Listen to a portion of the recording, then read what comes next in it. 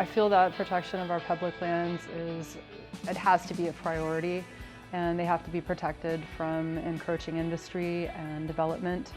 And there's only one way to really do that, which is to do it right and designate an area and protect it consistently and completely. Well, there's a number of reasons to keep Basin and Range intact.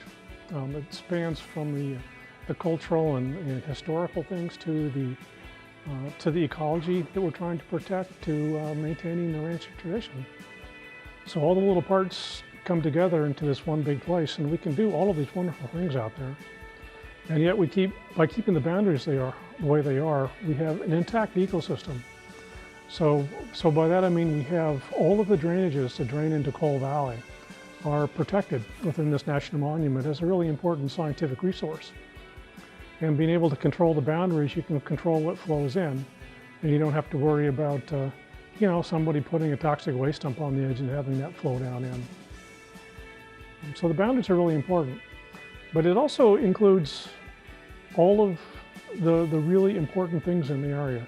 So these special Native American sites are all included. Some of the earliest mines in Nevada are included. Natural arches are included. Michael Heiser City is included. You really wouldn't be able to be an intact national monument if the boundaries were reduced. I visited up to the Valley of Faces, and it was a great experience. Even besides seeing the natural formations, it was great to see the pictographs and the petroglyphs that are everywhere down that valley. So it's just really exciting to see that these art forms from all different generations throughout the valley. It was a transformation of environments that I didn't expect, because we left this gray, dusty city, and the road took us to just such vivid colors of red and green and blue, and the silence was just deafening.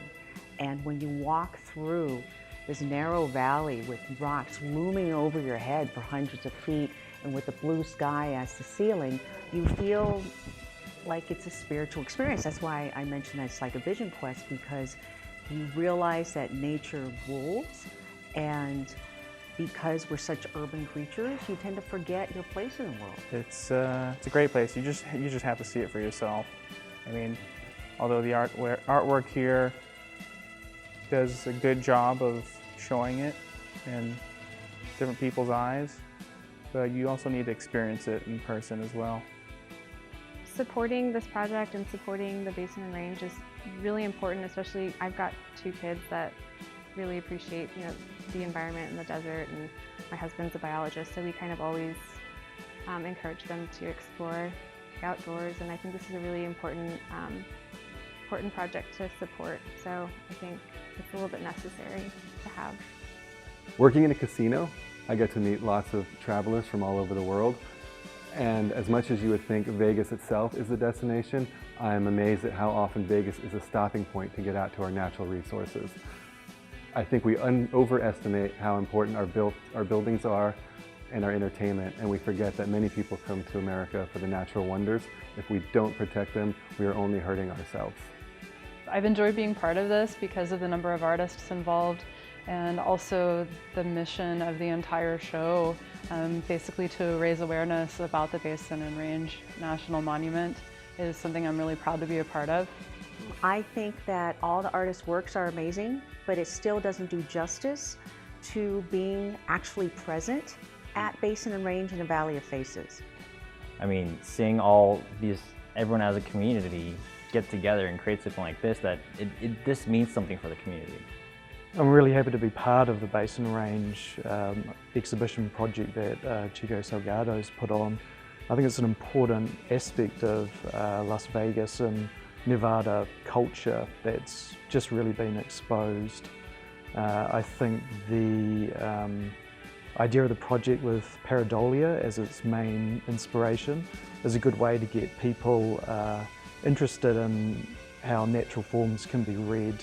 And pareidolia is a natural thing for individuals, right through from kids to adults, to be able to see objects and inanimate objects.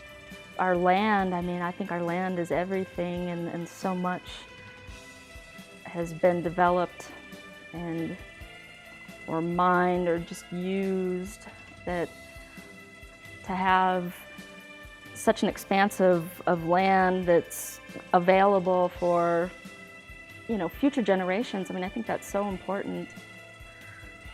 You know, once it's gone, it's gone. Once it's destroyed, it's destroyed. So I definitely think that there's nothing that's more important than preserving our public lands and the beauty that's left.